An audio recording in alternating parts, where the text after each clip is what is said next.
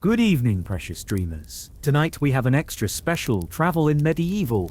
What was travel like in medieval times? Did people travel during the Middle Ages? Get your favorite blanket, cuddle up close, get comfortable, take a moment to like the video and subscribe.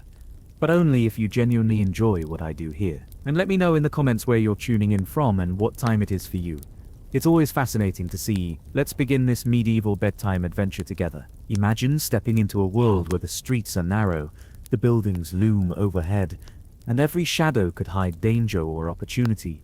Welcome to medieval Europe, a time often called the Dark Ages, yet far richer and more alive than most imagine. Today we embark on a journey to explore the very heart of city life during this mysterious era. You approach the city gates just as dawn hesitates on the horizon, a pale wash of silver pressing against the last strands of night. The road beneath your feet is uneven, a mixture of mud and stone softened by last night's rain. Each step makes a quiet sound, half squelch, half crunch, as though the earth itself is whispering your arrival. Before you, the wooden gates rise tall and dark, beams swollen from centuries of weather, their surface etched with grooves from countless hands, countless knocks, countless seasons of war and peace. Iron bands cross the timbers, dulled with rust, but still strong, holding the memory of every traveler who has passed through. You pause there, just outside, and listen. The faint drip of water slides down from the battlements. A torch sputters on the wall, its glow trembling across damp stone. Somewhere above, the sentry clears his throat. The sound deep, low, and human, an ordinary noise made extraordinary by the silence of the hour. Beyond the gates lies a murmur, muffled but present. The stirring of hooves on cobbles, the clink of buckets being set down, the distant cough of someone waking from a straw bed, all of it softened, wrapped in layers of fog and wood, as though the city is still dreaming. You reach out and touch the wood. It is cool beneath your fingertips, damp and rough, smelling of oak and tar. For a moment you let your hand rest there, and in that simple gesture you feel centuries of history press back. You imagine the pilgrims, soldiers, merchants, and wanderers who touched this very gate, some with hope, some with fear, all carrying their lives in bundles on their backs. And then, quietly, the gates creak, not wide, not sudden, but slowly, groaning in the voice of old timber as the city stirs awake. Through the opening seeps a faint glow, lantern light blending with the first grey of dawn. It beckons you inside, promising warmth, mystery, and the gentle hum of life unfolding. You breathe in, long and steady, and step forward. The walls close softly behind you, wrapping you in their shadow. The journey has begun, and the city cradles you now, as though inviting you to rest within its watchful arm. The road behind you winds into shadow, stretching back toward fields and woodland where the night still lingers. The grass along its edges is heavy with dew, bending under the faint touch of morning. You hear your own footsteps, slow, deliberate, softened by the damp earth. They do not echo here. Instead, each step disappears into the hush, swallowed by the silence of the countryside just before dawn. Ahead, the gates of the city rise tall against the paling sky. Their outline is heavy, almost solemn, as though the timbers themselves remember centuries of watchfulness. The surface of the wood is not smooth. It ripples with age, each plank marked by grooves and knots, scarred where iron once struck. You notice the metal bands, thick and dark, wrapped across the beams. They are rough with rust, but still unyielding, still binding the whole structure together like a clasp on a chest of secrets. You pause a little distance away. The air is cooler here, caught in the shadow of the walls. Your breath forms in pale clouds, drifting gently upward, vanishing into the mist. You tilt your head back to take in the battlements above. Stones jut outward, softened by moss, and a small patch of ivy clings stubbornly to the corner. A single torch flickers there, its flame fragile but steady, a tiny beacon against the grey. From above, a faint sound reaches you, a cough muffled, then the scrape of a boot along the wooden planks. A sentry is awake, keeping vigil, though you cannot see him clearly. His presence is felt more than seen, a reminder that even in these quiet moments, the city is never unguarded. The gates themselves seem to breathe, You notice how they shift slightly with the wind, groaning as the wood expands and contracts. It is not a loud sound, more of a low sigh, almost human, as though the city itself is still half asleep.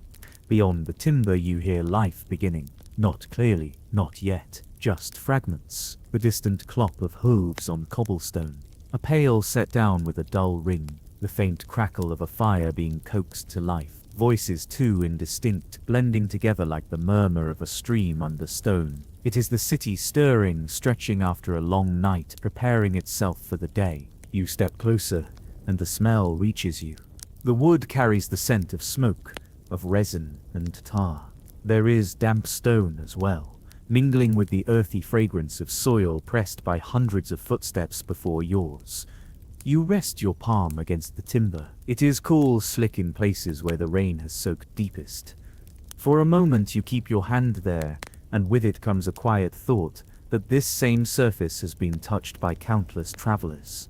Some arrived weary from pilgrimage, others came with goods to sell. A few approached with hope, others with fear. The wood remembers them all. Then, with the slow heaviness of age, the gates begin to open. The timbers creak, a long, low groan as though the very earth must lend its strength to the movement. A narrow seam of light appears, not bright but warm lantern light spilling gently outward, carrying with it the faint fragrance of baking bread and the sharper tang of wood smoke. The seam widens, inch by inch, until the glow becomes a path. You breathe in, and the air feels different now. Inside is the promise of safety, of human presence, of hearths and walls. Outside, behind you, the countryside stretches vast and empty. Ahead, the city waits.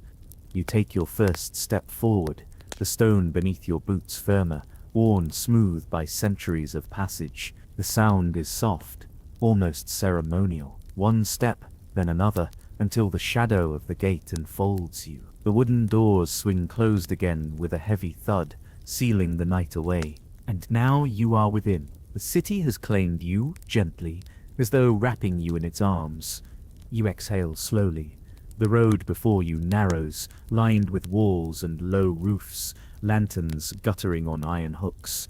The air hums faintly with voices, footsteps, the sigh of wind. You feel it all at once, that you are not only entering a place, but a moment in time, carried carefully into the heart of the Dark Ages, where the stones and timbers hold both memory and mystery. As you move further inside the walls, the silence begins to soften into something warmer.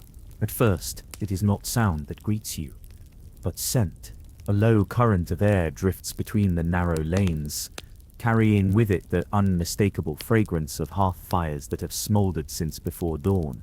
The smoke is gentle here, not choking, not thick. It hangs in thin ribbons, curling upward from small chimneys of clay and stone. The smell is earthy, almost sweet, as the peat and wood release their stories into the air. Some houses burn oak, leaving a resinous tang that lingers in the throat. Others burn straw, sharper, more brittle, reminding you of summer fields now long harvested. Together, they weave a fragrance that is both strange and familiar, like walking into a memory you never lived, yet somehow know.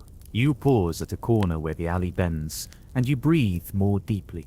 The air is cooler in your lungs, edged with ash, but warmed with something comforting. You picture the rooms behind the walls, dim interiors, firelight spilling in golden pools across rough planks, children curled on benches, a pot of broth simmering slowly over the coals. You cannot see them, but the smoke tells their story, drifting outward, carrying with it a promise of warmth, of safety, of life continuing behind closed doors. Here, a kitchen fire whispers of baking bread, the yeast and flour rising in the air.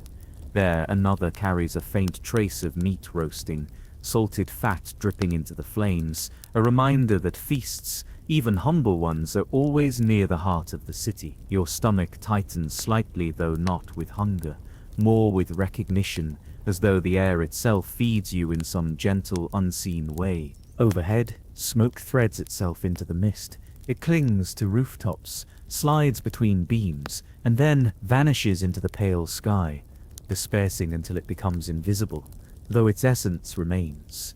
You notice how the scent never overwhelms, never presses too sharply against your senses.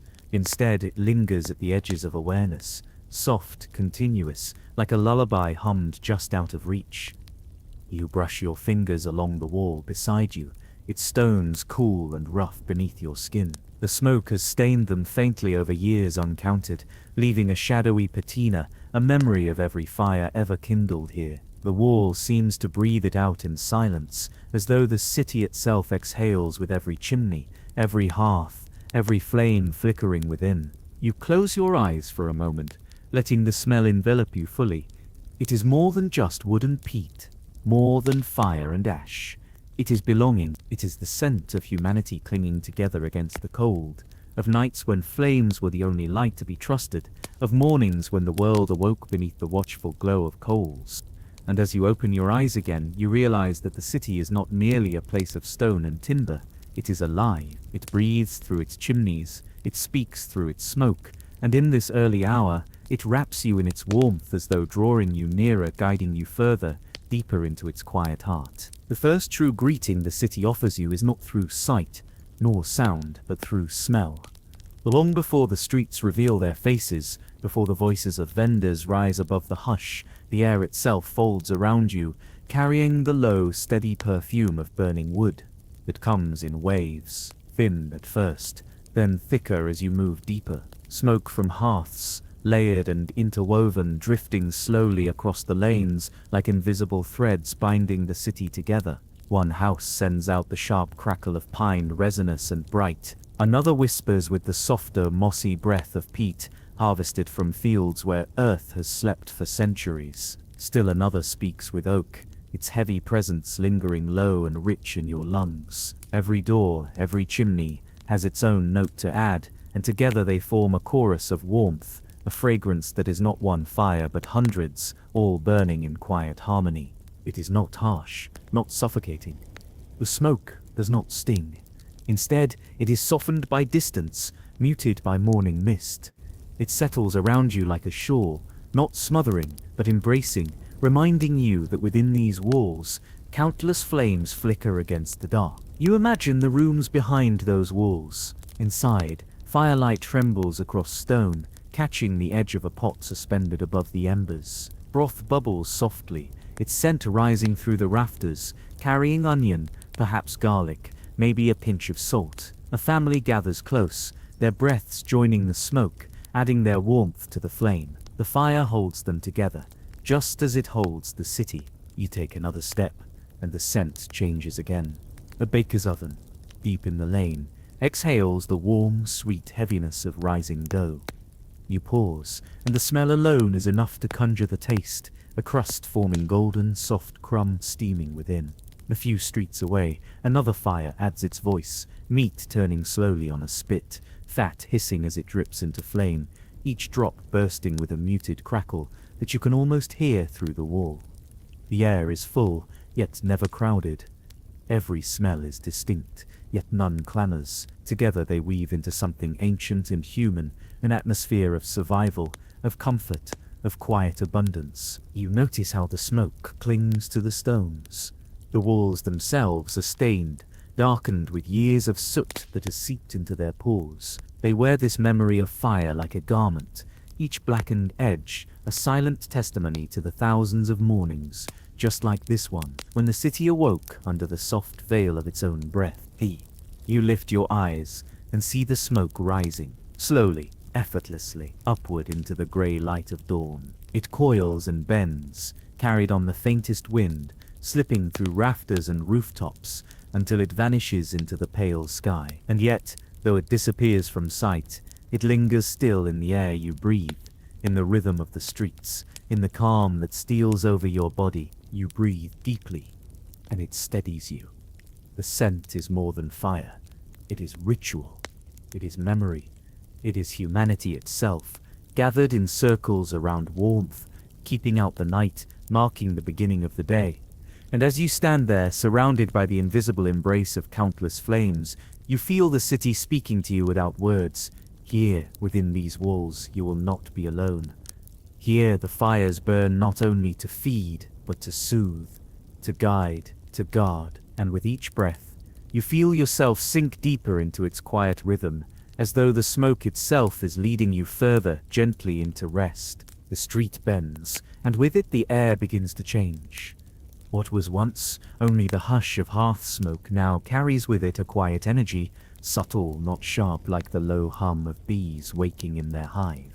You find yourself at the edge of the market square. It is not grand, not paved in marble or gilded with finery, but it is alive in its own way. The ground here is uneven, cobblestones slick with the memory of rain, their gaps filled with soil and straw. A few chickens scratch among them, their soft clucks punctuating the silence, as though reminding the city that life stirs long before the sun. Stalls are being set, slowly, patiently, by hands that know their work. Rough tables of oak patched with nails lean forward beneath canvas awnings stretched overhead. The cloth is frayed, stitched and re-stitched, its edges flapping gently with the morning breeze. Each awning is a shade of muted color, faded red, weather-worn green, pale gray, and together they ripple like a patchwork sky above the square. The vendors speak softly as they work, not shouts, not yet, only murmurs low and steady, voices like the first notes of a song not fully begun. They exchange words about prices, about weather, about nothing at all, words carried lazily into the air, overlapping until they blend into a single sound. It is not a conversation you can follow. It is a texture, a tapestry of human presence, woven with sighs and pauses, with footsteps on stone, with cloth brushing against wood. You draw closer. The scents meet you first. A basket of apples gives off a crisp, sweet perfume. A sack of dried fish, sharp and briny, balances it with a salt-bitten edge. From somewhere nearby comes the earthy aroma of onions, their papery skins rustling as they are poured into a wooden bin. Every stall adds its note to the growing chord, each smell distinct but softened by the cool air. The driver steadies his load, sacks of grain stacked high, their coarse fabric spilling dust into the breeze. The dust catches in the faint shaft of sunlight breaking over the roofs, glowing briefly before vanishing into the mist. Children wander between the stalls, carrying baskets too large for their hands. They move slowly, rubbing sleep from their eyes, tugging at cloaks, their voices hushed. One pauses to chase a bird from a spilled basket of beans. The bird flutters upward, wings catching the air with a sound like the turning of pages, before settling again on a rooftop beam. Then, all around you the murmur continues. A pot set down with a soft clink, a seller's breath as he lifts a sack. A quiet laugh shared between neighbors who have stood in this square together every week of their lives. There is no rush, no frenzy. The market is still only half awake, still gathering its rhythm. You stand at its center and close your eyes for a moment. The sound fills you, not loud, not insistent, but continuous, steady, like a stream flowing beneath stone. The market does not demand your attention. It lulls you, draws you into its gentle current, as if to remind you that life, even in the Dark Ages, is not only struggle, but also these quiet rituals of trade and community. When you open your eyes again, the scene feels softer. The stalls blur slightly into the mist. The voices continue, but you hear them less as words and more as music. Even the cobblestones beneath your boots seem to carry the rhythm, each uneven stone a note in the song of the square. And so you linger there, breathing it in, the smell of bread, the murmur of voices, the creak of carts. The market hums on, not hurried, not loud, just steady, just present. A lullaby made not of silence but of life itself, unfolding gently before the day truly begins. The market square greets you not with noise or commotion, but with a kind of drowsy stirring, like a child stretching beneath a blanket before fully waking. The air here is different than at the gates. It moves with intention. It carries scents, sounds, fragments of lives that weave together into something greater than any single stall or step. Their hands move with the weight of habit, lifting, folding, arranging goods in patterns they have repeated hundreds of times before. A woman lays out bolts of rough wool, their colors muted, dun, brown, gray, yet each one carrying the warmth of sheep that wandered hillside pastures months ago. She smooths the fabric carefully, her palms pressing down as though sealing the memory of the animal into the cloth. Next to her, a man pours dried peas from one sack into another, the small green orbs striking wood with a soft patter, like rain on a roof. He pauses, ties a knot in the rope, then begins again.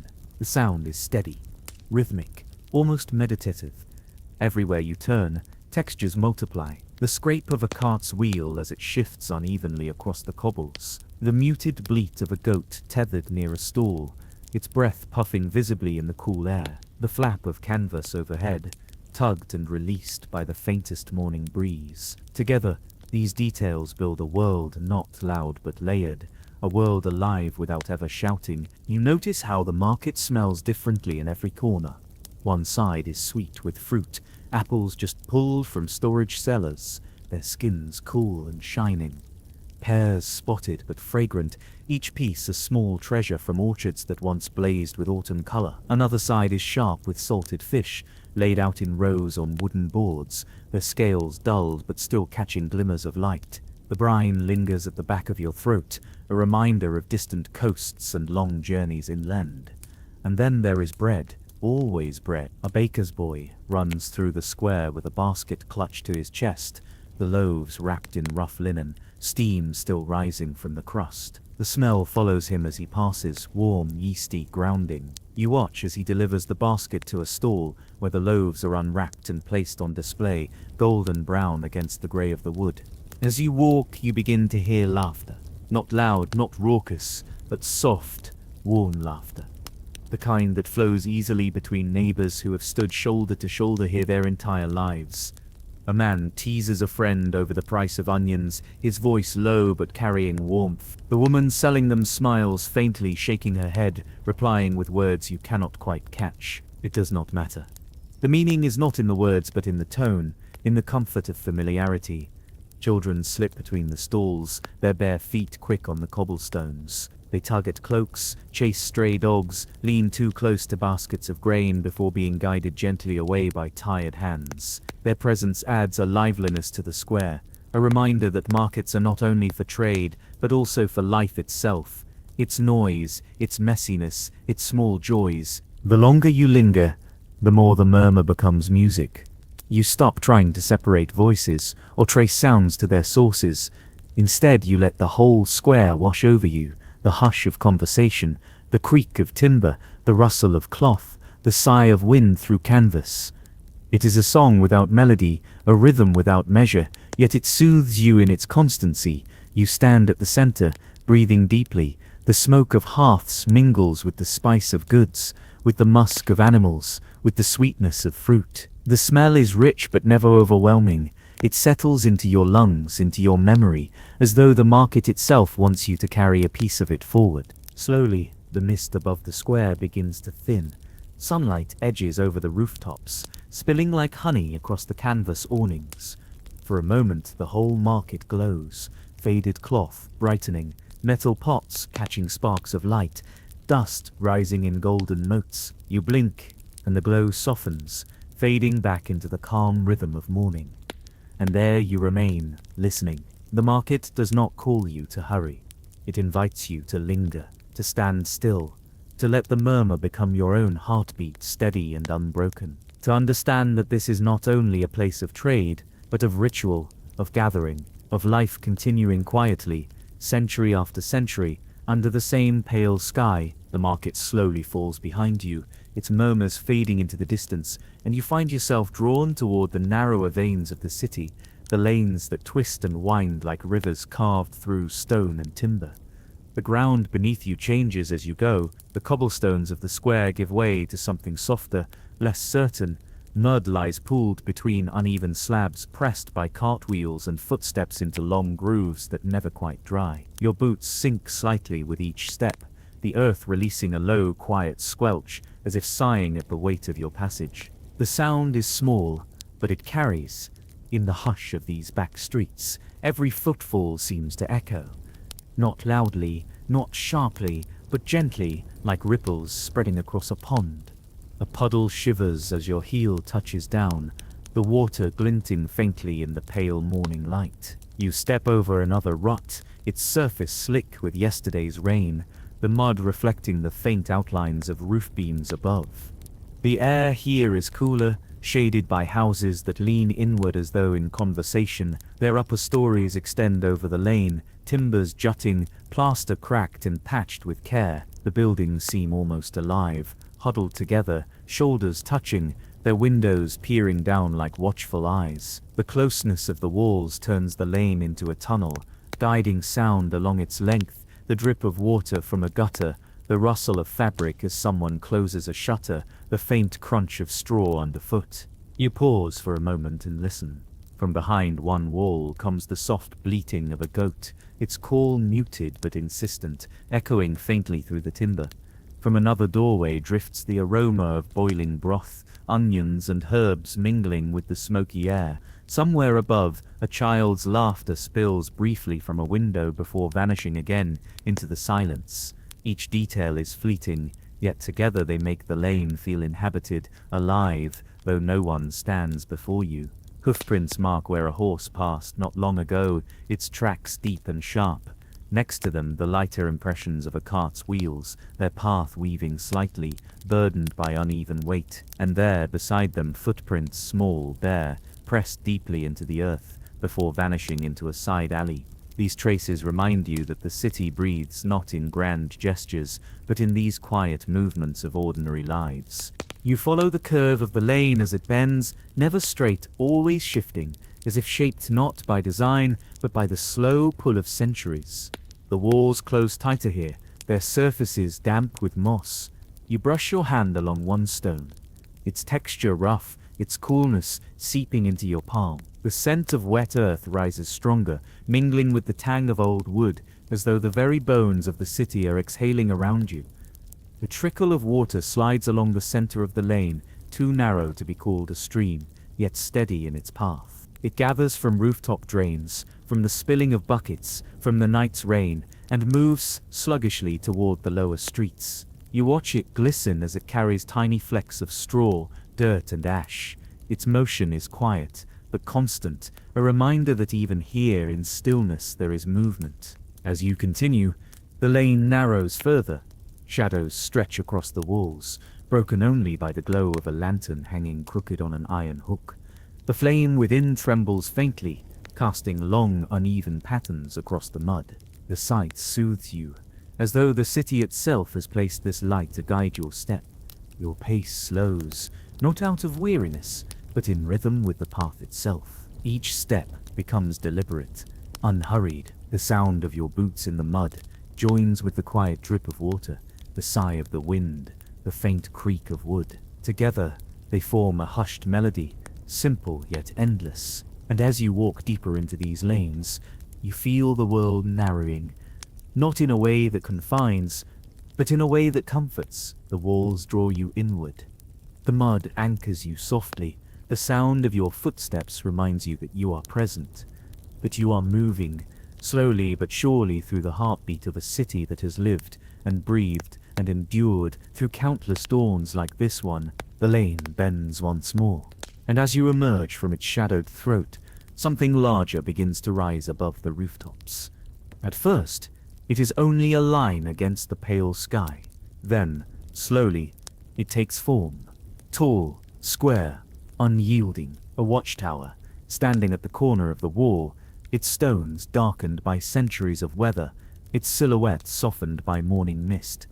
The tower is not grand in the way of fossils, nor delicate like a church spire. It is heavy, purposeful, built not to inspire awe, but to endure. Its walls are thick, the kind of thickness that resists both time and men. Moss clings in seams between stones. Streaks of lichen mark its surface, and yet it does not seem aged. It seems timeless, as though it has always been here, and always will be. You pause to take it in. The tower rises far above the lane, its bulk blotting out a portion of the sky. Narrow slits break the stone at irregular intervals. Arrow loops meant for watchful eyes, and if need be, for weapons. In this moment they seem less like openings and more like unblinking eyes themselves, set high above, peering out with patience, with vigilance. A sound drifts down to you, The creak of timber as someone shifts their weight upon the wooden platform within. Then, faintly, the scrape of a boot, a cough, muffled by distance, echoing against the stone. You cannot see the watchman, but you know he is there, pacing slowly, scanning the city, scanning the horizon. His presence is steady, silent, like the tower itself. You draw closer. The shadow of the tower falls across you, and the air cools. The scent of damp stone thickens, mingling with the faint char of torches fixed along the wall. One burns weakly above the entrance, its flame small, but still holding against the soft morning wind. The smoke trails upward, blurring briefly before vanishing into the mist. At the base, the stones are worn smooth from countless hands, countless steps, countless days of passage. You touch them lightly as you pass, and the surface is cool beneath your fingertips, carrying the memory of centuries. You imagine the men who leaned against this wall, their spears in hand, their cloaks pulled tight against the cold. You picture travelers arriving, asking for directions, pausing here to feel both the reassurance and the quiet unease that the tower inspires. Above you, a bell hangs within the tower, motionless for now, but you can almost hear it in your mind, its toll resonating across the city, calling out warnings marking the hour, summoning men to arms, or announcing the end of day. Even in stillness, the bell seems alive, its silence filled with the memory of every time it has been struck. The longer you look, the more the tower seems less like a structure and more like a sentinel. Its stones are shoulders, its arrow slits are eyes, its voice is the bell, waiting to sound. It does not sleep. It does not falter. It looms, always. And yet, rather than menace, you feel something steadying in its presence, a reminder that the city, for all its fragility, is not unguarded. You step back, tilting your head higher, following the lines of the tower until they dissolve into the pale, misted sky. The morning light catches faintly on the edges of stone, softening its severity, wrapping its bulk in a gentle glow. For a moment, you feel very small, but not insignificant. Small in the way a single drop is small within the sea, part of something greater, something enduring. And then you continue onward, footsteps slow against the damp earth, leaving the tower behind you. Yet even as you walk deeper into the city, you feel its presence still at your back, steady, unmoving, like a guardian who watches without rest, like a silent promise that within these walls you are being held. The tower stands before you now, no longer distant, no longer hidden by mist. It is a thing of weight, a thing of silence. Not merely stone stacked upon stone, but a presence anchored into the earth as though it grew here rather than being built. You notice how its shape changes as you draw closer. From afar it seemed smooth, almost monolithic. But up close, the surface reveals a patchwork, stones of varying sizes, some carefully squared, others rough and irregular, all locked together by mortar darkened with age. The wall bears the scars of centuries, hairline cracks, chips where frost once swelled and retreated, faint pockmarks where arrows or stones may have struck long ago. None of it weakens the tower. Each mark only deepens its character, as though time itself is engraving its story onto the surface. At the base, tufts of grass grow stubbornly in the seams. Moss clings low where shade lingers, its texture soft, almost velvety beneath your hand. Higher up, where the sun has struck for centuries, the stone is bleached pale, warm to the touch even in this cool morning air. You run your fingers along the grooves, feeling the cold give way to faint warmth, as if the tower itself remembers the sun. Above, the arrow slits draw your gaze, thin vertical cuts, just wide enough for an archer to take aim. They seem like unblinking eyes, watching both inward toward the city and outward toward the open fields. You cannot tell if anyone peers through them now, but the possibility lingers, heavy and inescapable, the thought that you are being seen, weighed, measured. Then, a sound, subtle, but unmistakable, a shifting weight against timber, the muted scrape of a boot heel on wood. Somewhere high inside, a watchman moves. His pace is not hurried, it is deliberate, steady, unbroken, the rhythm of someone who has walked this path countless times before, circling the platform, scanning horizon and rooftops alike. You do not see him, but his presence infuses the tower. He is its pulse. The air around the tower feels different, cooler, sharper. You breathe in, and the scent is of damp stone, mingled with the faint tang of iron. There is also the lingering smoke of torches, charred wood, acrid yet comforting in its familiarity. One torch still burns above the arched doorway, its flame shivering against the morning light, casting a restless shadow across the stones. You look higher still. Near the crown of the tower, just below its battlements, a bell hangs. Large, dark, motionless, yet in its silence, it feels alive. You imagine its voice, deep, resonant, cutting across fields and alleys, reaching both friend and stranger alike. A bell that marks danger, a bell that marks the hours, a bell that binds the city together in shared time, shared fear, shared ritual. For now, it is quiet. But in that quiet is the memory of 1,000 tolls. The tower itself is not merely a building. It is a witness. It has seen faces come and go, soldiers leaning wearily against its stones, merchants unloading goods beneath its shadow, mothers calming restless children within earshot of its bell. It has seen panic ripple through the streets at the sound of alarm. It has seen celebrations too, when banners flew from its crown, when bells rang long into the night. You find yourself staring longer than you intended, caught by its gravity. It is not beautiful, not in any fragile sense. Its beauty lies in endurance, in patience, in the fact that while everything around it shifts, the mud in the lanes, the stalls in the market, the lives of those who come and go, the tower remains. It is the one thing in the city that feels permanent, as though it exists outside the rhythm of day.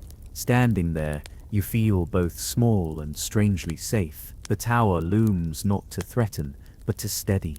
Its shadow falls over you, and you realize the comfort of being watched, not as an individual, but as part of the collective city. It guards not you, but all of you, past, present, and those who will come after. When at last you turn to leave, you do so slowly, reluctant to break the silent communion.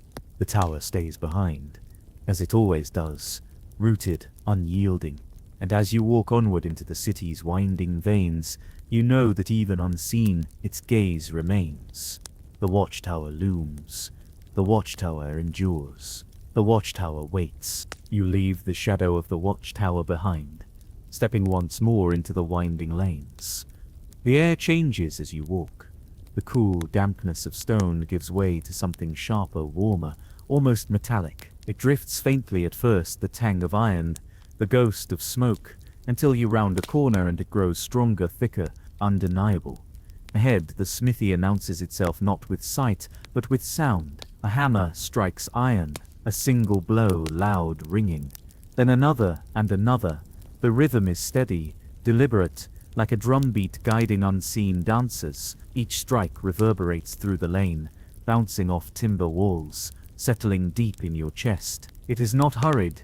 It is not careless. It is a slow, patient heartbeat, the heartbeat of the city itself. You draw closer. The narrow lane widens slightly into a small courtyard, half open to the sky, half sheltered beneath sloping timber beams. There beneath the canopy the forge glows, a bed of coals breathing with heat, their orange light spilling out onto the muddy ground. Sparks leap upward with every strike, brief constellations rising and fading in the air before dissolving into the mist. The blacksmith works with sleeves rolled high, arms glistening with sweat despite the morning chill. His movements are heavy but practiced, guided by memory rather than thought. He lifts the hammer, lets it fall, lifts again, each motion deliberate, as though in dialogue with the metal itself. The iron resists at first, then yields, changing shape with every blow, its red glow pulsing brighter with each breath of the bellows. The bellows themselves wheeze and sigh like lungs, exhaling heat into the fire, making the coals flare, making shadows leap across the walls. The flames respond as though alive, dancing in restless patterns, casting a glow that turns the smith's figure into a silhouette, part man, part shadow, part flame. Around the forge, The evidence of work is everywhere. Horseshoes, unfinished and finished, rest in neat piles. Blades lean against a beam, some dull and rough, others sharp and gleaming. Nails lie scattered in shallow bowls, their points catching stray flecks of light. Every object here speaks of utility, of necessity, of a world that depends upon fire and iron. The sound never ceases. Hammer, anvil, hammer, anvil. A cadence older than memory, repeating itself across centuries. Sometimes the blows are heavy, ringing, shaping something thick and stubborn. Other times they are lighter, quicker, tapping fine details into place. But always they continue, always the forge beats on. Tarn. You pause at the edge of the courtyard, letting the sound wash over you. It is strangely soothing, not gentle, not soft, but steady. A rhythm that anchors you, that reminds you of work done with purpose. The watchtower looms to protect, the market bustles to provide, but here, at the forge, the city creates. The city sustains. The smell of iron fills your lungs, sharp and clean. Beneath it lies the darker scent of charcoal, wood consumed by flame. The air is warm now, almost too warm, but you linger, drawn to the glow. You notice how the light of the forge colors everything it touches, the tools, the walls, the very air, painting the world in hues of orange and gold, as though the fire itself is lending a piece of its spirit to the space around it. The blacksmith does not look up, does not pause. His work continues, as it always has. Perhaps he does not see himself as part of the city's grand rhythm. Perhaps he does not think of his forge as a heart. Yet every shoe for a horse, every nail for a cart, every blade for a hand begins here, with him, with this fire, with this steady pulse. You stay for a moment longer, listening, watching, breathing in the glow. And then, with the sound of the hammer still echoing in your ears, you step back into the lane, carrying the rhythm with you. The city moves forward, but part of its pulse will always beat here, in the forge, in the fire, in the endless conversation between iron and hand. The smithy's pulse, the city's heartbeat, the fire that endures. The rhythm of the hammer fades behind you, absorbed by the twisting lanes, until it is nothing more than memory. Now the air changes once again. It grows cooler, quieter. The murmur of voices softens. The ground beneath your feet grows more even, less muddy, as though the city itself straightens its back in preparation. And then you see it, not at once, for the cathedral does not reveal itself like a sudden thing. Instead, it rises slowly, piece by piece, above the rooftops, a spire first, sharp against the pale sky. Then the slope of a roof, steep and immense. Then, as you turn a corner, the full facade unfurls before you, a wall of stone carved with care and patience that no single lifetime could contain. The cathedral looms. But unlike the watchtower, which broods in silence, this looming is different. It is not the presence of vigilance, but of devotion. A weight not of defense, but of faith. You stand before its doors, vast timbers bound with iron, their wood scarred by centuries of hands. Hands that pushed, hands that prayed, hands that trembled. The handles are worn smooth, polished not by design but by the passage of thousands upon thousands. The stone steps leading up to them are bowed in the center, worn concave by the slow erosion of feet, a testament written not in ink but in tread. Above the doors, the stone teems with figures. Saints, angels, demons. The Last Judgment carved into arches, frozen in eternal motion. Their faces, worn by wind and rain, are both softened and sharpened by time, their eyes hollow yet unyielding. Some smile faintly, some grimace, some simply gaze outward beyond you, into a distance you cannot follow. A bell tolls, deep, sonorous, heavy with resonance. It does not rush.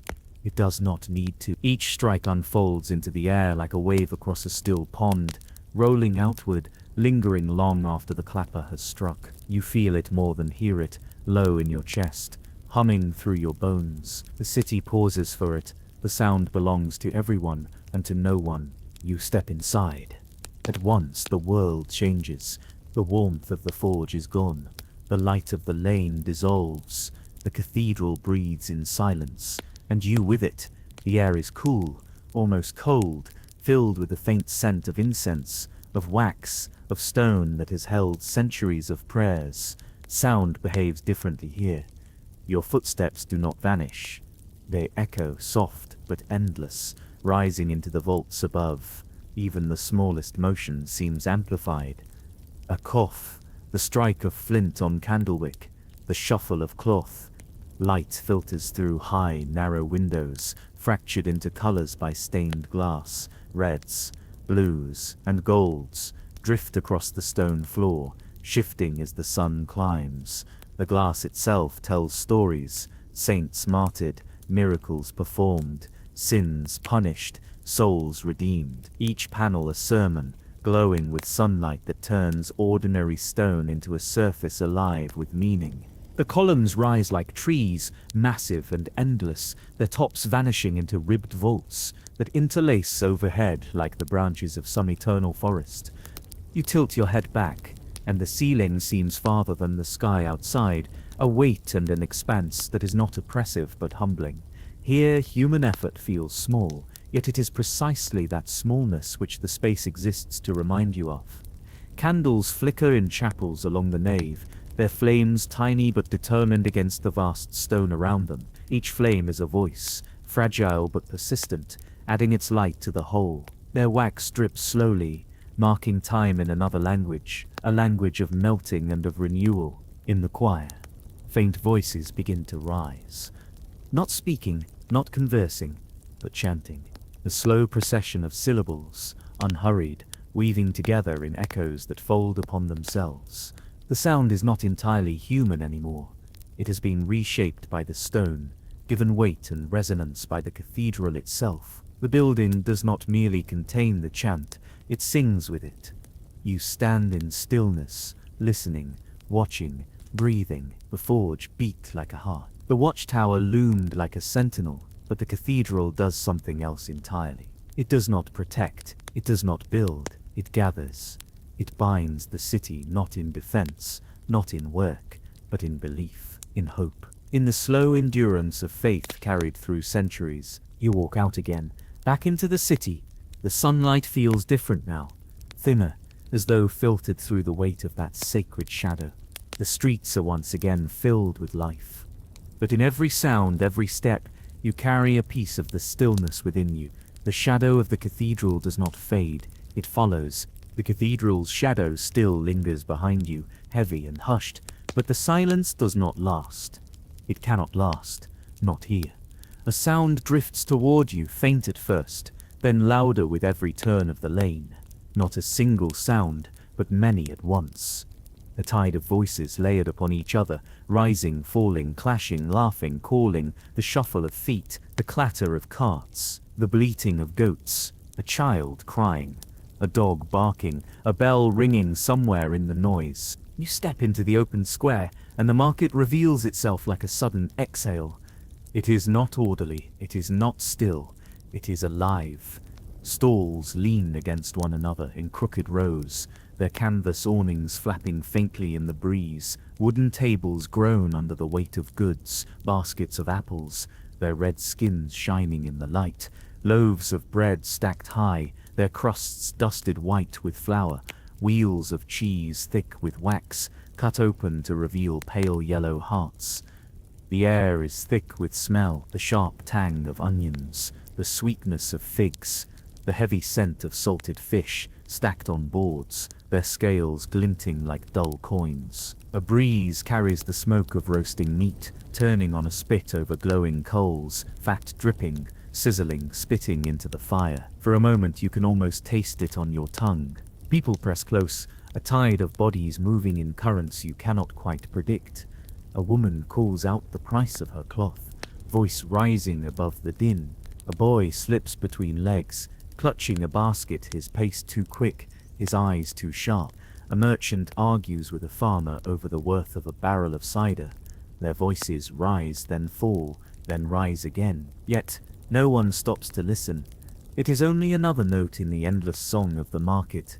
Colors burst everywhere, dyed wool draped across a stall, Deep red, faded blue, bright green, earthenware jars glazed and painted lined up in rows like soldiers waiting inspection. Copper pots catching the sun, their surfaces glowing like miniature suns of their own. Even the people themselves are part of the color, their tunics, their hoods, their cloaks, patched and worn, yet bright against the gray of the stone square. The market breathes in patterns. Sellers inhale, drawing customers close with promises, with gestures, with smiles that do not always reach the eyes. Buyers exhale, releasing coins into waiting hands, or shaking their heads, or walking away with purses still closed. Goods change hands, voices overlap. The rhythm continues. Somewhere in the square, a musician plucks at a lute. The tune is thin, almost lost in the noise, but it carries a thread of order through the chaos, a faint melody winding between shouts and clatter. A small crowd gathers, half listening, half ignoring, coins dropping one by one into a cap at the musician's feet. You wander through slowly, letting the square envelop you. You brush against wool. You smell spices, cinnamon, saffron, pepper, their fragrance expensive, sharp, foreign, hints of distant ports and unseen seas. You hear the laughter of two girls who try on strings of beads, giggling as they hold them against their necks. Above it all, pigeons circle, their wings flash in silver as they dart between rooftops. They land boldly upon stalls, pecking at crumbs, scattering when shooed away. Their cooing mixes with the rest, another note in the great chorus. You realize, as you walk, that the market is more than trade. It is more than food, or goods, or coin. It is the city's voice, its laughter, its arguments, its stories, its scents and colors and textures. Without it, the city would be quieter, emptier, less alive. The cathedral gathered belief, the forge beat with labor. But here the city breathes. It exhales chaos and inhales life, again and again, without end. You step back, just far enough to see the whole square at once. The market is not beautiful, not in the way of stone towers or glass windows, but it does not need to be. It is living, it is endless, it is breath, and the city, for all its silence and shadow, cannot live without it. You leave behind the clamor of the market, its voices fading with each step, until they are no more than a distant murmur, like a dream already dissolving. The lanes narrow again, bending towards something quieter, something older than stone. Then you hear it, not sudden, not sharp, but steady. The sound of water, low and ceaseless, lapping against the banks, against the pilings of bridges, against the keels of boats moored in shadow. The river reveals itself as you round a corner, wide, slow, deliberate. It does not rush, but it does not stop. It moves with the weight of time itself, carrying silt, carrying secrets, carrying the memory of rains far away. The surface is restless. Ripples catch the pale light of the sun, scattering it into fragments that dance and vanish, only to be born again in the next wave. The current pulls always forward, never backward. You realize, standing at its edge, that no single drop of water here has ever been the same as before. It is always leaving, always arriving, always becoming. Wooden barges drift along its surface, their hulls heavy with goods, casks of ale, sacks of grain, barrels of salted herring, timber, iron, wool, all of it bound for other towns, other markets, other ports beyond the horizon. Men strain with poles to guide the barges, their bodies leaning, their movements slow but sure. The river resists, but it never refuses. Children gather at the edge, skipping stones across the current, their laughter carried downstream. Women kneel at the shallows, rinsing clothes, beating fabric against worn boards, their voices low as they trade words over the rhythm of work. A fisherman hauls up a net, dripping in silver with the catch of the morning, his face lined but calm, his motions practiced, unhurried. The air here is different. Cooler, softer, touched by the scent of wet earth and reeds. The market smelled of spice and smoke, the forge of iron and fire, but the river smells of something older, something that reminds you this city, for all its walls and towers, is not separate from the land. It is bound to it, fed by it, kept alive by it, kept alive by it. A bridge arches across the water, its stones worn smooth by centuries of steps.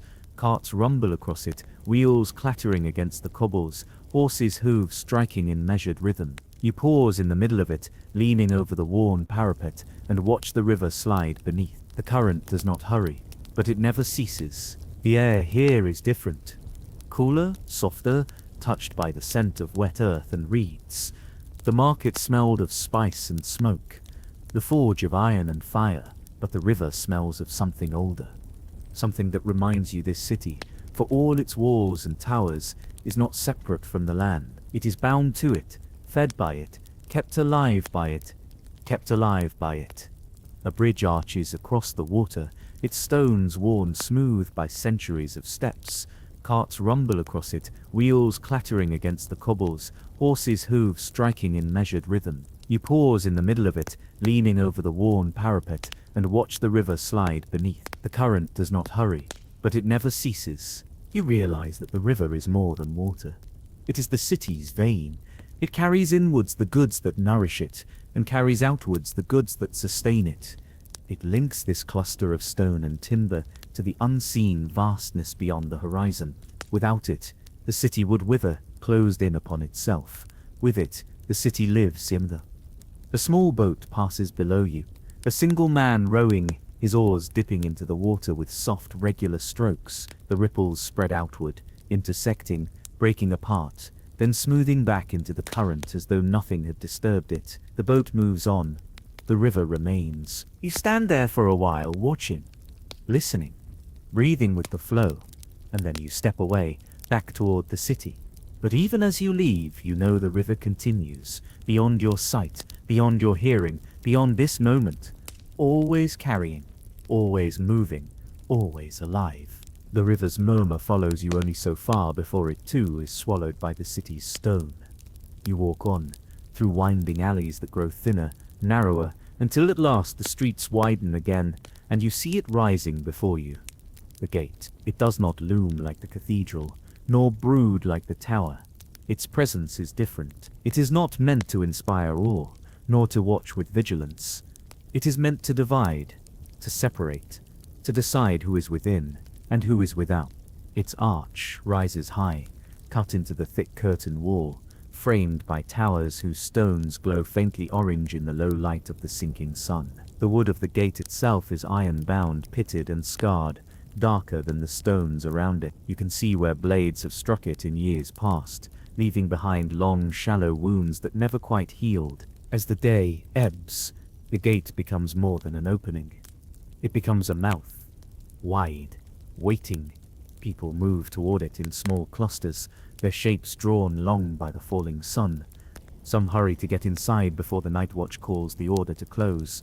Merchants return with empty carts, their beasts plodding slow and weary.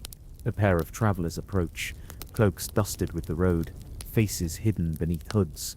Guards glance at them, weigh them with eyes sharpened by duty, before allowing them through. The ground here is worn smooth by centuries of feet.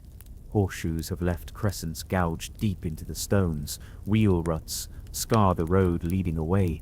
Grooves cut into the earth like veins that lead back into the distance. Each line tells a story of passage, of arrivals, of departures, of beginnings, of endings. You linger, watching as the shadows lengthen. The air is different here. Inside the city, the smells are of hearth smoke, of bread, of iron. But here at the threshold, another scent arrives. Borne on the breeze, the faint tang of open fields, of soil, of grass bending beneath the dusk wind. It smells both free and dangerous, both open and unknown. The guards begin their preparations. Chains clink, voices call out. Slowly, ponderously, the great doors begin to move. Their hinges groan like old trees in a storm, a sound that echoes down the wall and into the stones beneath your feet. The space narrows, the light dwindles. With every heartbeat, the world beyond is cut off a little more. Those still outside quicken their pace, slipping through with only moments to spare. A farmer drives his mule hard, the cart wheels rattling in protest as he squeezes through just before the doors thud against each other. Dust rises at the impact. Silence follows. The gate is closed.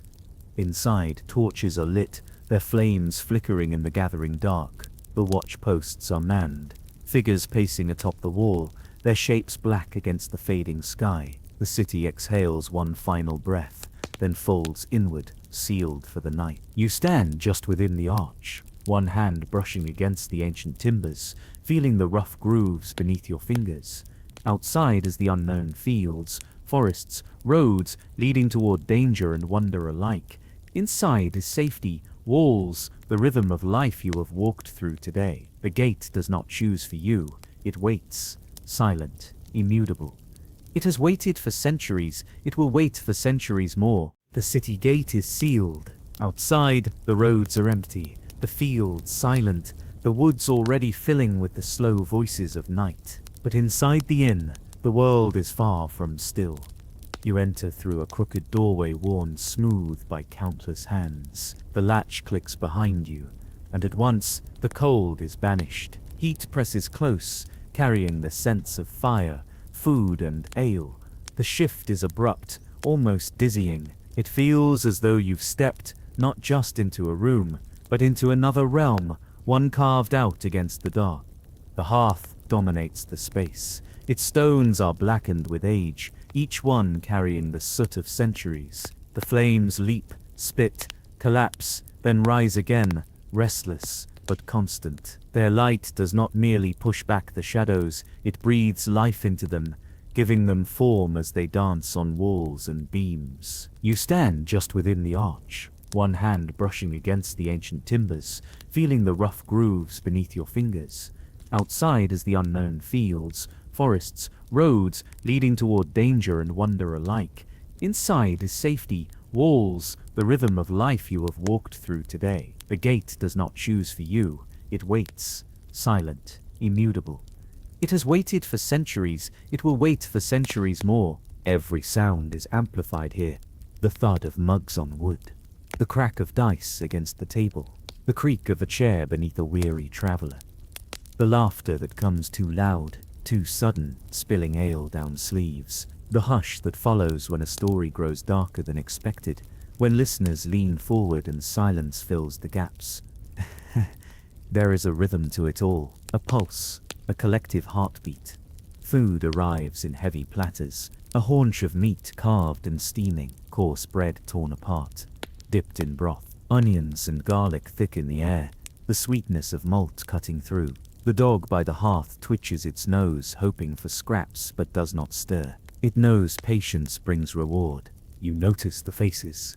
The locals, whose shoulders relax once the gate is closed, safe within stone walls. The merchants, whose eyes dart even in laughter, minds tallying the day's trade, wondering who gained more and who lost. The travelers cloaked and hooded, their posture stiff, as though unsure whether they've entered refuge or trap.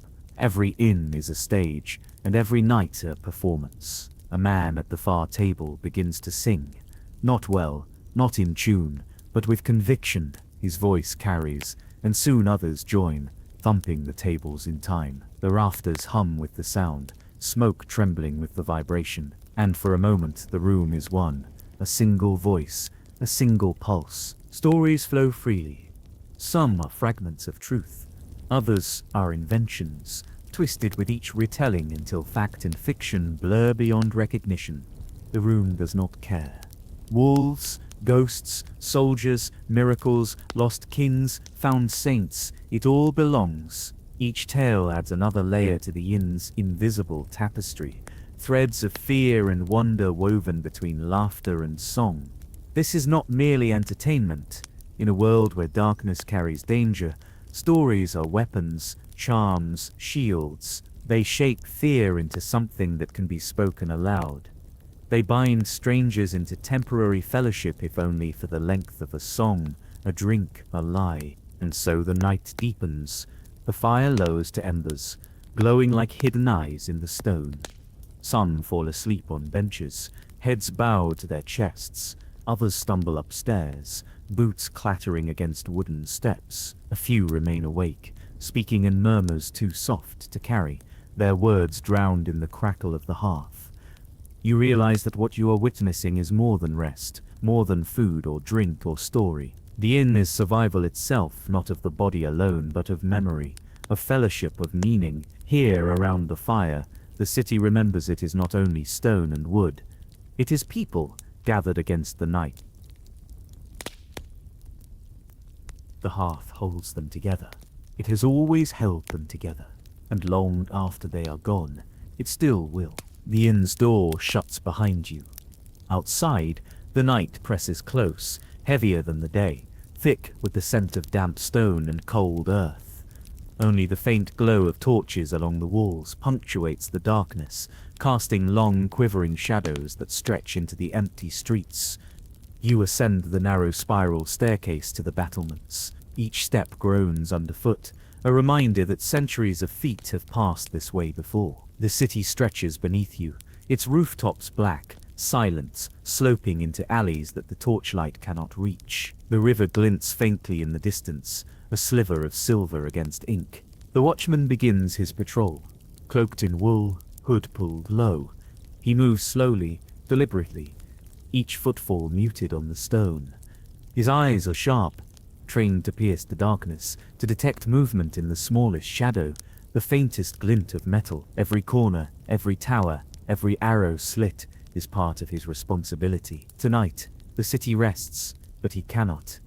The wind stirs. It whistles along the parapet, tugging at his cloak, carrying scents from the city below. Smoke from chimneys, the tang of livestock, the faint sweetness of overripe fruit left in open markets. There is also something else, the tang of the wilderness creeping close, unseen beyond the walls. It smells of soil, moss and damp wood. Danger waits there. Wolves, bandits, miscreants. The night knows no allegiance. He pauses at the corner tower. His hand rests on the stone, rough beneath his fingers, worn smooth by centuries of guardians before him. From this height, the city is small, fragile. Its streets are veins, its towers bone. A single torch flickers far below, signaling some lost soul wandering too long. From somewhere in the distance, a dog barks. The sound carries sharp in the quiet. A whip of movement catches the corner of his eye, but it is only a branch, shaking in the wind. Still, he does not flinch. The night is a constant test of attention, a long vigil that erodes both body and mind. He walks, step by step, tower to tower. Each stone underfoot has felt centuries of watchmen, of sieges, of celebrations after victories, of silence after defeats. The walls themselves hum with memory, a low vibration the city feels but cannot name. A lantern swings in the next tower, a signal, a pulse in the dark. Messages travel this way across the walls, between towers, across the length of the city. Eyes meet in the shadowed distance, gestures exchanged silently. Even in sleep, the city communicates, protecting itself. Below, the streets are empty, yet the watchman senses movement, the hint of breath that does not belong. A rat scurries along a rooftop, quick and deliberate. A cat stalks a shadowed alley, and somewhere far beyond, the river murmurs, carrying secrets toward places unknown. The patrol continues. The night drags, slow and deep, stretching time until the horizon barely promises dawn. The watchman's eyes never leave the city, never leave the darkness. Every corner could hide threat. Every shadow could mask story. Every silence carries weight. He is alone, yet part of something greater. The city sleeps under his vigilance. He walks not for glory, nor for recognition, but because the walls demand it, because the safety of all within these stones depends on the persistence of a single pair of eyes. And so he moves, hour after hour, until the first hint of pale light begins to fray the edges of the night, promising the slow return of the day, but never promising safety, only the chance to repeat the watch. When night, the inn's warmth vanishes behind you. Outside, the city exhales a cold breath that presses against your face, carrying the metallic tang of the river and the damp scent of stone. The streets are silent, but not empty. There is a quiet pulse beneath the hush, a rhythm of life paused yet never gone. The watchman's boots echo softly on the cobblestones as he approaches the walls. Every step is deliberate, every sound measured. Above him the moon hangs low, pale and steady, casting silver shadows that stretch across rooftops like fingers reaching for the night. A low wind stirs, tugging at cloaks and banners, making torches flicker and smoke dance in the air. He climbs the narrow spiral staircase to the battlements. The stones are worn by centuries of passage, uneven beneath his feet, cold as the night itself. Reaching the top, he pauses. From this height, the city is a tapestry of shadow and muted light, a fragile skeleton of streets, houses and markets. Lanterns in windows glow faintly, the only evidence of life tucked away from the cold and darkness.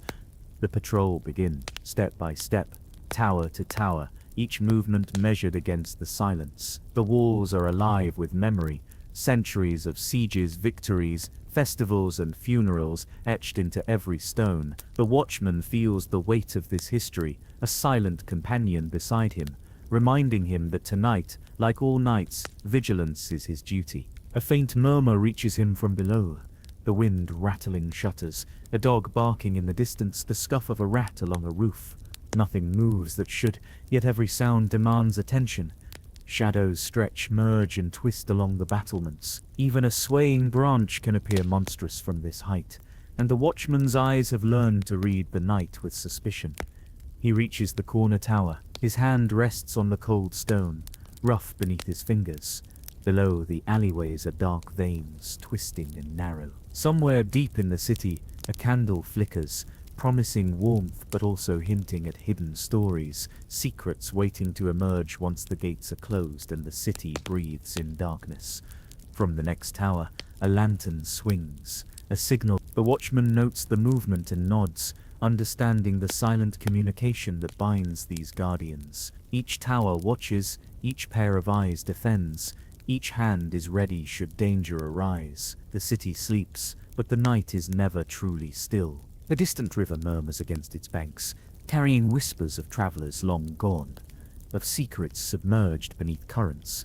Somewhere beyond the walls, forested hills loom in the moonlight, silent and watchful. Wolves may move there, bandits may lurk, misfortune may strike at any hour. Yet here on the walls, the watchman holds the line, a solitary figure bearing the city's trust. Time drags. Minutes stretch like hours. Every movement, every flicker of shadow demands scrutiny. The chill gnaws at exposed skin. Breath rises in thin clouds. The moon slowly arcs across the sky, pale and unyielding. Sleep tempts him, but the walls will not forgive neglect. Vigilance is survival. As the hours crawl on, he observes the subtle life of the city. Windows, dark and silent. Chimneys that still smoke faintly. Alley cats slinking along rooftops. A lone traveler, hooded, pressing against a wall, disappearing into shadow. Every detail matters. Every sound, every shape, every movement could mean safety or danger. And still, he walks, step by step, tower to tower, along the city's bones. The walls themselves seem to breathe beneath his feet, remembering all who have walked before, all who have defended, all who have faltered. He is alone, yet part of this continuum, a thread woven into the city's eternal fabric. Dawn promises to break eventually. Light will creep over rooftops, painting the walls gold and revealing the streets once more. But for now, the city is dark. The night is his companion. The shadows are his domain. And until the first light, the watchman will walk, guarding the city that sleeps unaware, carrying the weight of memory, vigilance and survival on shoulders both human and historic. Beneath the towers and battlements, the city narrows, streets twist and fold like the lines of a weathered map, alleys diverging, converging, then disappearing into shadows. Cobblestones, slick with rain or mud, glisten faintly under the sporadic light of lanterns, swaying on rusted iron hooks. Here, the city feels alive in a different way. The quiet is not peace, but waiting. Each corner could hide movement. Each doorway could conceal a whisper, a dagger, a pair of eyes tracking every step. The walls are close now, stone pressing inward, houses leaning like weary companions, their upper floors overhanging, almost touching across the narrow streets. The air carries a complex perfume. Smoke from hearths mingles with refuse, fermented ale, and the faint tang of river water. Rats scurry, their tiny claws clicking on stone, disappearing into cracks. Cats, sleek and silent, patrol the shadows. Somewhere a child cries softly, muffled by the night, and the echoes seem to stretch endlessly. The hidden passages narrow, vaulted, sometimes just a barely noticeable gap between houses, offer escape and secrecy. They were built for convenience, for smuggling, for hiding in times of plague or pillage. They twist unpredictably, leading to courtyards, back doors, or sometimes nothing at all, ending abruptly at a wall of stone or a dead-end staircase. A lone figure moves through these passages, cloak pulled tight, hood low, footsteps almost silent. Their eyes are sharp, scanning the darkness.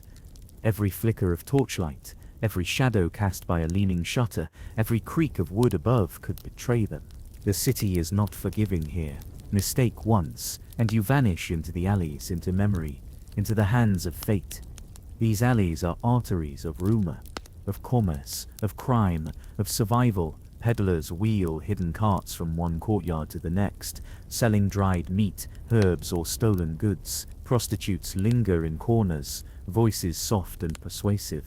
Thieves slip along walls, picking pockets and disappearing before the victim realizes a hand has been brushed. And beggars, gaunt and silent, lie in shadows, counting on the inattentive for alms. Above it all, the city towers loom like guardians or oppressors. Windows glimmer with candlelight. From them, eyes watch the streets below, judging, calculating, observing the rhythm of nightlife. Some see only safety, others see opportunity. The line between them is thin and often crossed. The passages themselves tell stories. Marks in the stone, worn smooth by centuries of boots. Scars left by carts scraping walls. Charcoal scratches from children playing in hidden courtyards long ago. A faint symbol etched near a doorframe, a sign understood only by those who know its secret meaning, signaling sanctuary or warning.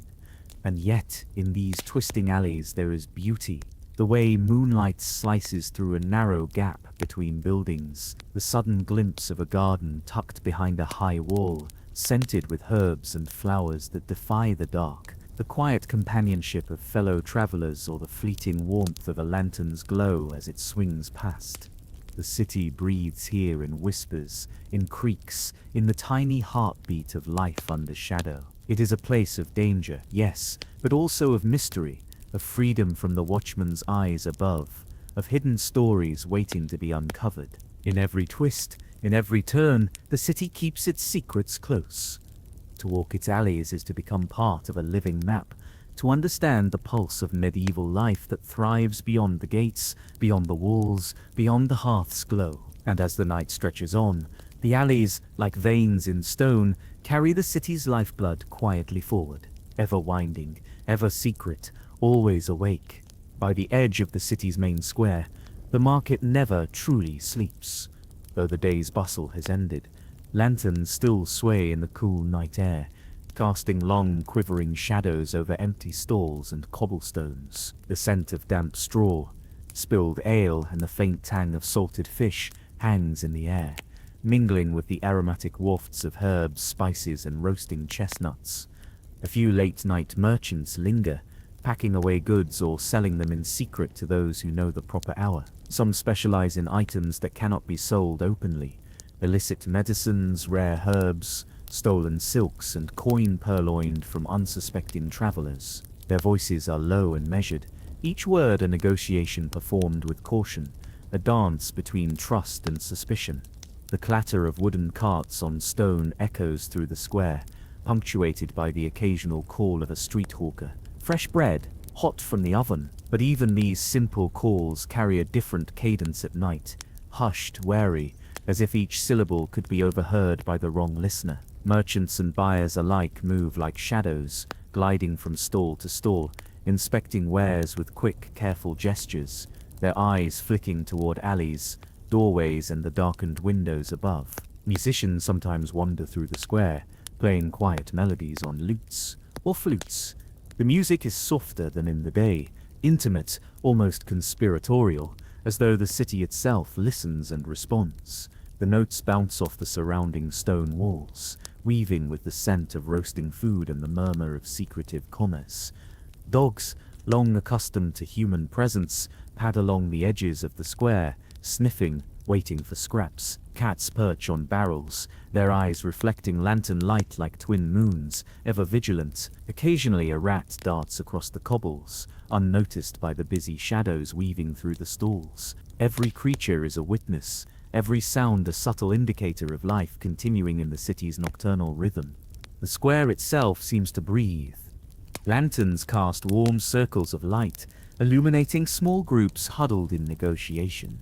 Shadows slip between the pools of brightness, stretching along the stones like ink spreading in water. The occasional sound of laughter or argument rises briefly, then is swallowed by the city's broader hush. Time stretches differently at night. Hours blend into one another as transactions are made, rumors exchanged, alliances formed in whispers. A merchant counts coins under a flickering lantern, a traveler carefully checks a map, and a street performer draws a small audience with the soft strum of strings. All moves are deliberate, calculated, careful, for in this twilight economy, even a minor misstep can cost more than money.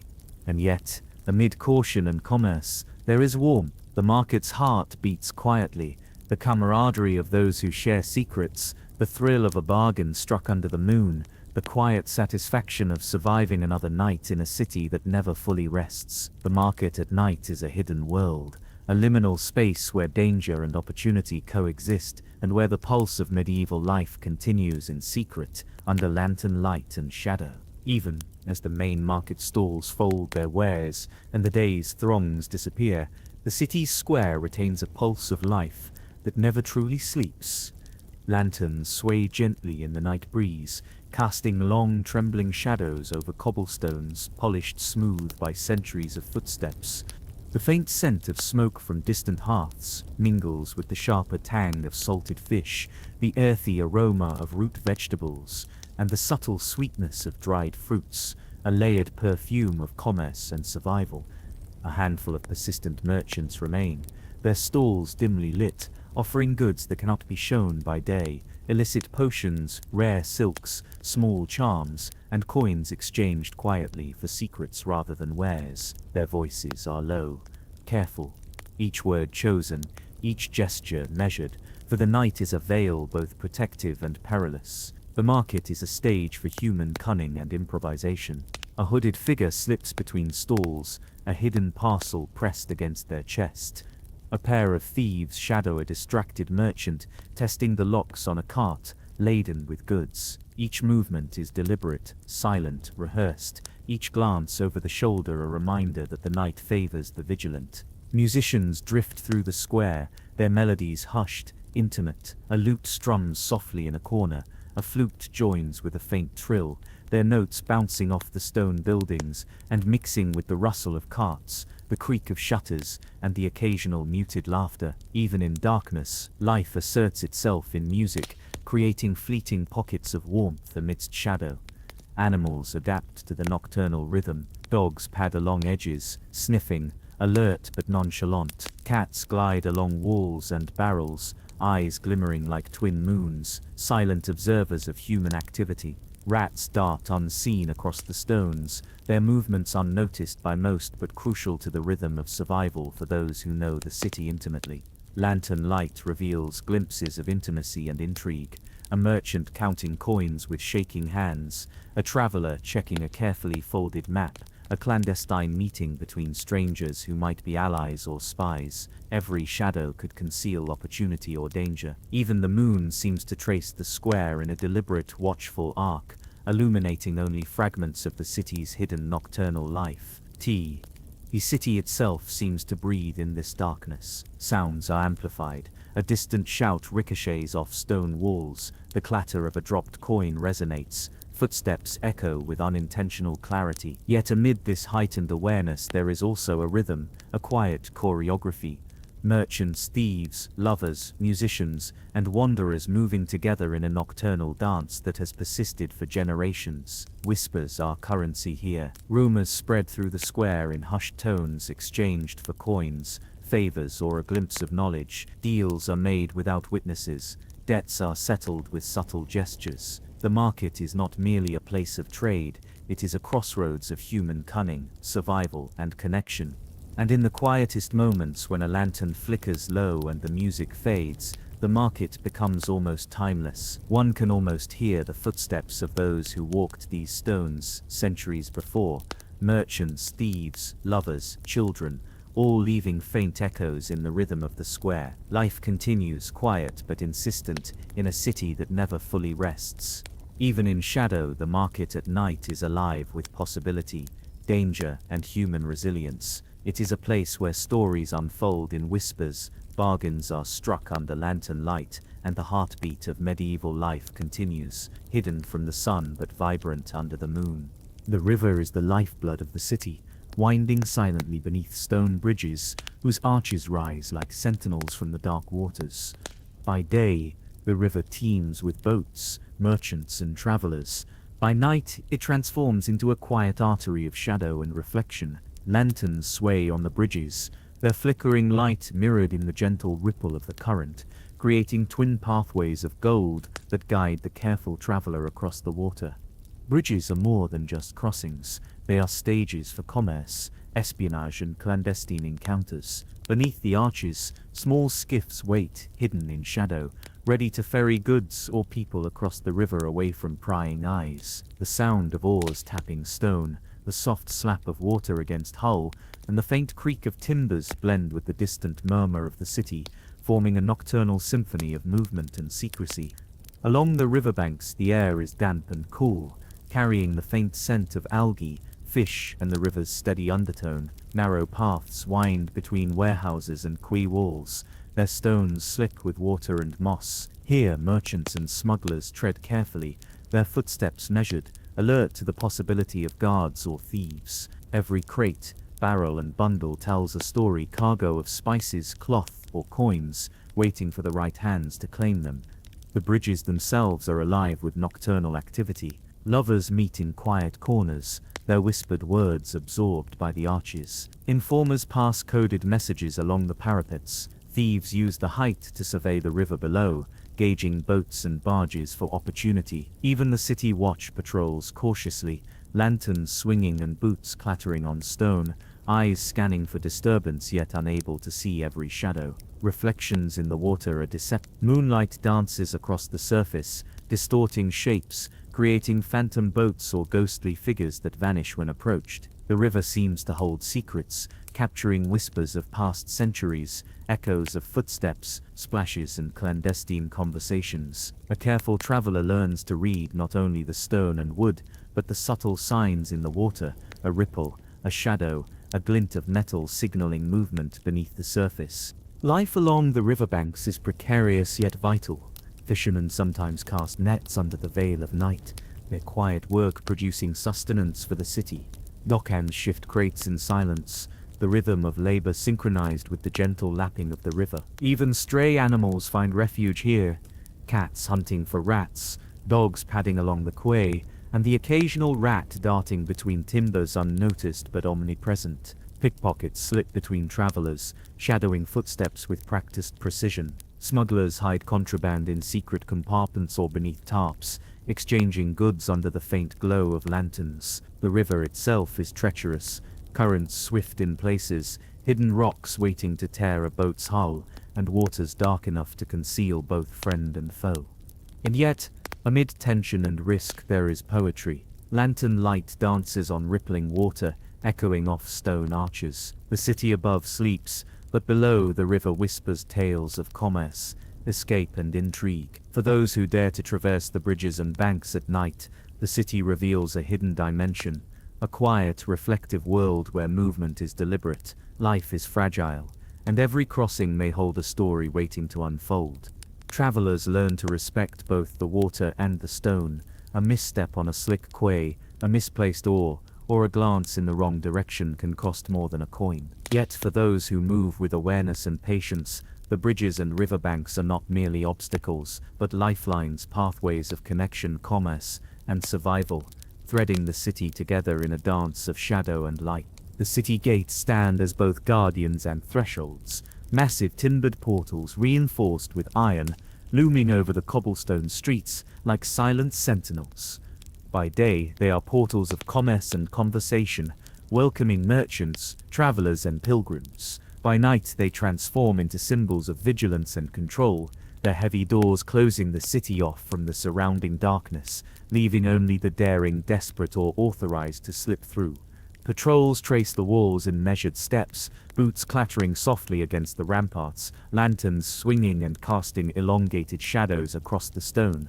Archers peer over battlements, quivers ready, eyes scanning for movement in the darkness beyond. The gates are more than openings, they are choke points of life and death, commerce and crime, where every approach carries uncertainty.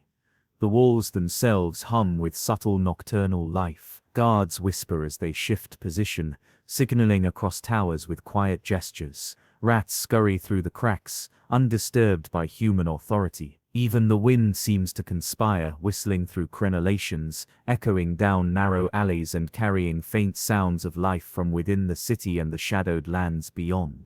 Beyond the gates lies the unknown. Forests, fields, and roads where danger moves freely. Travelers approach cautiously, their horses' hooves muted against the stone. Some are merchants returning from distant towns, their wagons creaking under the weight of goods. Others are wanderers, refugees, or spies, their faces hidden beneath cloaks, eyes darting to every shadow as they seek entry. A misstep, a forgotten password, or a suspicious gesture can mean confrontation or worse. Inside the walls, the city feels both protected and confined. The gates control movement but also amplify tension. Those passing through are measured not only by guards but by circumstance, the late hour, the weight of their cargo, the urgency in their eyes. A blacksmith carrying molten iron or a messenger with vital letters must contend with the same scrutiny as a thief attempting to slip in unnoticed. Every crossing is a negotiation of trust, observation, and awareness. The walls themselves tell stories. Weathered stone bears the marks of siege and repair, carved graffiti and centuries of footprints worn smooth by soldiers, merchants, and citizens alike. Lantern light flickers across their surfaces, revealing niches where a watchman might rest briefly, or where messages are secretly dropped. From these heights, the city spreads below like a patchwork of shadow and illumination. Alleys winding between houses, the glow of lanterns in the market, and the river reflecting moonlight like a silent ribbon. At night, the gates are also theaters of human emotion. Lovers linger briefly in secret, exchanging whispered words and quick glances. Messengers hurry past, urgency etched in every stride. Guards carry the weight of responsibility, alert to every sound, every flicker of movement that could indicate danger. The tension is palpable, a mix of fear, anticipation, and ritual, a nightly dance that has repeated for generations. Even within the city, the walls mark boundaries. Beyond them lies freedom tinged with risk. Inside, safety tempered by oversight. The night stretches long, and those who move along the gates and ramparts must adapt to a rhythm dictated by stone, shadow, and duty. The city breathes beneath them, alive with commerce, intrigue, and survival, while the gates maintain their silent vigilance against the encroaching dark. In the quietest moments, the gates seem almost alive, resonating with the stories of those who passed before. Each knock, each creak of timber, each shuffle of a boot is a note in the symphony of the city's nocturnal life. The walls and gates are guardians, yes, but also witnesses, silent chroniclers of human ambition, caution, and ingenuity. Taverns and inns are the arteries of nocturnal life in a medieval city. Lanterns glow through narrow windows, spilling golden light onto wet cobblestones, inviting weary travelers and local patrons alike into warm, smoky rooms. The air inside is thick with the mingling scents of roasted meat, spilled ale, wood smoke, and the faint tang of unwashed bodies. Every creak of floorboard and clink of mug carries whispers of trade, gossip, and secrets exchanged under the veil of night. The tavern is a crossroads of society. Merchants recount the day's dealings, their voices tinged with pride or frustration. Travelers exchange news from distant towns, describing roads, dangers, and unusual sightings. Local craftsmen boast of skill or bemoan their fortunes. And in shadowed corners, deals of a different nature are made.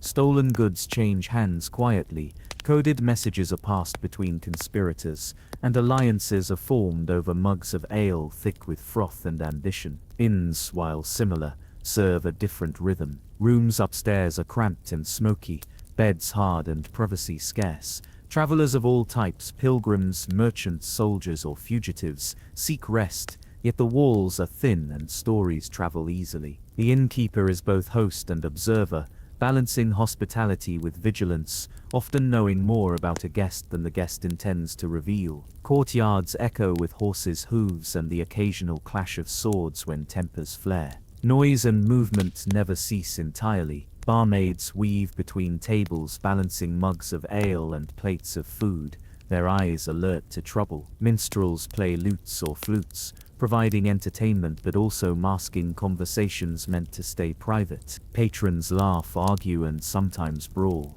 The tavern's floor becomes a stage for human drama that repeats night after night.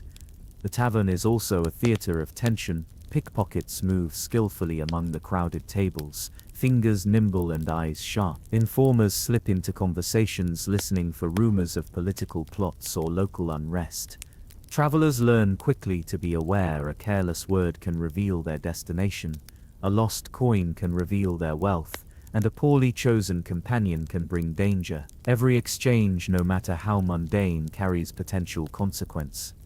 Above the tavern, rooms often hide stories untold. Lovers steal moments of intimacy, their whispers absorbed by creaking beams. Couriers hide letters beneath bedding, and those fleeing justice seek temporary sanctuary under the innkeeper's cautious gaze. In these small spaces, the city's undercurrent of intrigue and human ambition is concentrated, a microcosm of the wider urban world outside. The night in taverns and inns is a study in contrast, warmth against the cold streets, light against shadow, revelry against caution. Here travelers learn to read both faces and surroundings. The walls are witnesses to human triumphs and failures, the tables etched with rings of spilled ale and the hearths carrying the smell of countless meals prepared and consumed. By midnight the tavern begins to thin, patrons either stumbling to beds, seeking the quiet of the street, or lingering in secret corners. The innkeeper counts coins, observes the departing guests, and listens for the faintest echo of trouble. Outside, the city sleeps unevenly, but inside these walls the pulse of commerce, gossip, and survival continues, a lifeblood that feeds the rhythm of nocturnal urban life. Travelers who understand the tavern's rhythms learn more than news or coin. They learn alliances, threats, and opportunities. Every drink, every handshake, every whispered word is a thread in the city's intricate web, a network of commerce, secrecy, and human ambition. In the medieval night, the tavern and inn are as vital as the streets themselves, a place where stories unfold, dangers lurk, and life is lived in the shadows between lantern light and moonlight. Beneath the lantern-lit streets and bustling squares, the city's narrow alleyways twist and coil like veins, carrying the lifeblood of secrets, danger, and clandestine movement. They are shadowed corridors where the ordinary rules of day give way to a different order, one dictated by stealth, cunning, and the ever-present risk of misstep. Timbered buildings lean over each other, creating tunnels of shadow, while loose stones and uneven cobblestones threaten every step. The air carries the mingling scents of refuse, damp wood, and the occasional whiff of urine or rotting food, smells that cling to boots, cloaks, and nostrils alike. The alleyways are alive with movement that the untrained eye may miss, rats scuttling along gutters, cats prowling silently, and shadows that may conceal both predator and prey. For the city's underworld, these paths are highways of opportunity. Pickpockets glide along walls, fingers quick and precise, exploiting every crowd, distraction, or noisy tavern exit. Informants slip unseen between alleys, delivering whispered secrets to their patrons or slipping coins into hidden hands. Smugglers move illicit goods under the cover of darkness, weighing every sound, the clatter of a dropped coin, the echo of a footstep, as a possible herald of trouble. But the alleyways are not only the domain of the criminal. Couriers racing against time use them to bypass guards and gates, carrying letters or packages of vital information. Messengers avoid main streets, navigating the labyrinth with intimate knowledge of twists, dead ends, and hidden shortcuts. Travelers who understand the alleys can find a faster path, a hidden inn, or a safe passage that the uninformed would never suspect. Danger in these narrow paths is never abstract. A wrong turn might lead to a mugging, an ambush, or an encounter with an angry townsman. Shadows stretch unnaturally between walls, and the slightest echo can betray a presence. Lanterns swinging on brackets or in hands of cautious passers create moving pools of light, but they do little to illuminate the corners where danger waits. Every alley has its story, a murder concealed, a deal concluded, a lover meeting in secret, a thief caught and cursed. Despite their risks, the alleyways pulse with life. Children run between homes dodging the worn stones, stray dogs bark or growl at intruders, merchants sweep out refuse before dawn, and street performers, though rare, sometimes claim a quiet corner to display tricks or music for late-night audiences. Every movement, every sound is amplified by the narrowness of the space, creating a city alive with tension, rhythm, and possibility.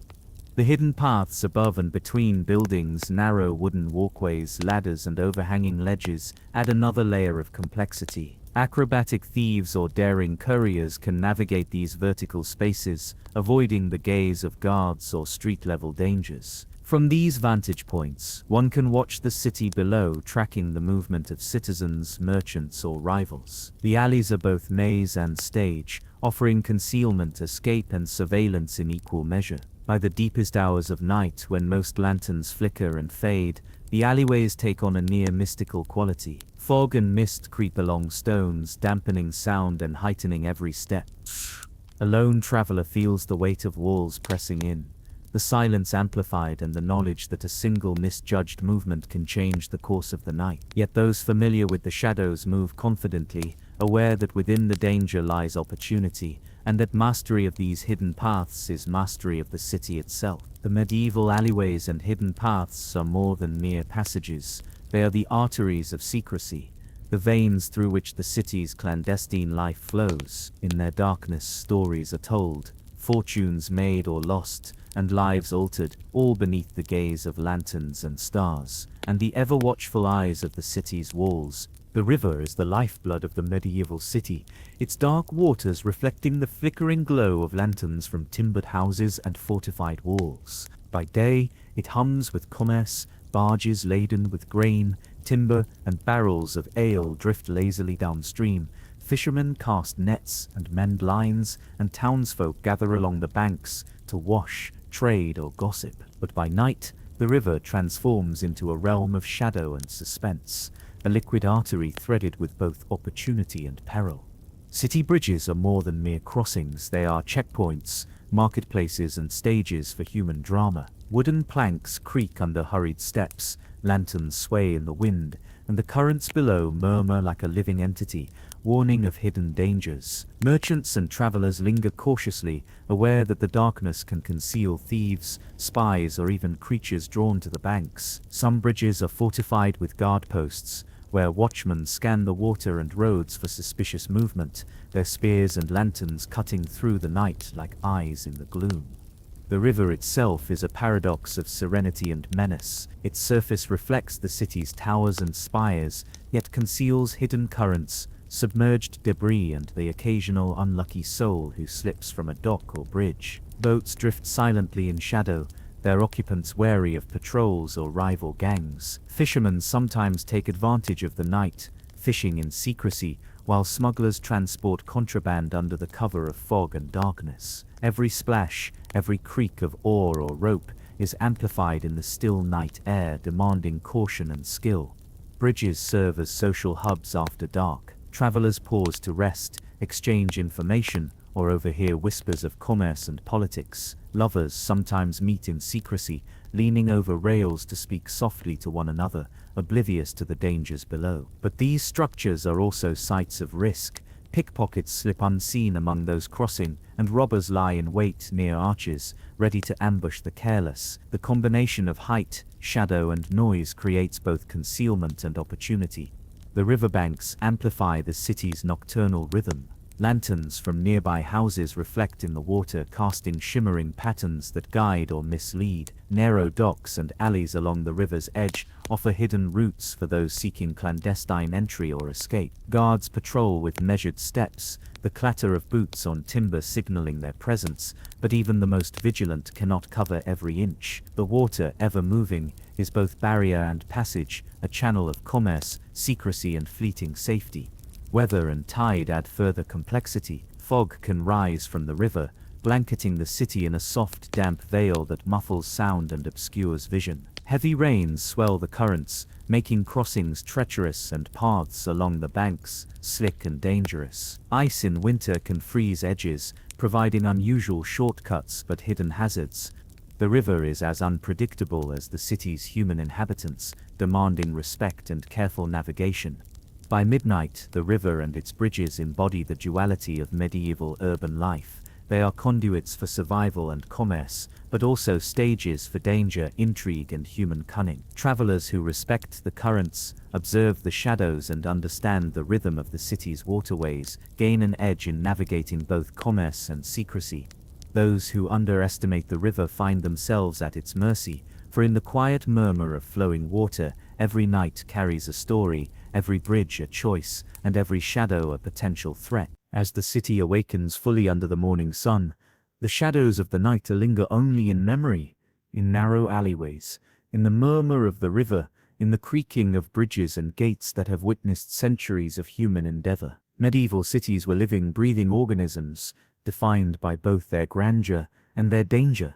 Streets teeming with merchants, travelers, and guards during the day concealed the nocturnal heartbeat of intrigue, secrecy, and survival that shaped the lives of all who moved within them. Traveling through such cities was never a simple matter of navigation or curiosity. Every street corner, bridge, and market stall carried its own risks and opportunities. To move safely and wisely, one needed awareness, patience, and respect for the rhythms of the city, the way shadows fell, how the river flowed, where guards lingered, and how commerce and human ambition intertwined. The lesson for us today, as observers of this dark age world, is clear. Understanding a city, whether medieval or modern, demands attention to detail, empathy for those who lived within it, and a recognition that every place has both visible and hidden layers. The past teaches us that human activity is rarely simple, and every city carries the imprint of both beauty and danger, order and chaos, light and shadow. So, as you leave the streets of the medieval city in your imagination, carry these lessons forward. Move carefully, observe closely, respect the unseen forces shaping every space, and remember that history is alive in the places and people who came before us. The city in all its complexity is both a teacher and a mirror, offering insight not only into the past, but into the rhythms, dangers, and wonders of human life itself.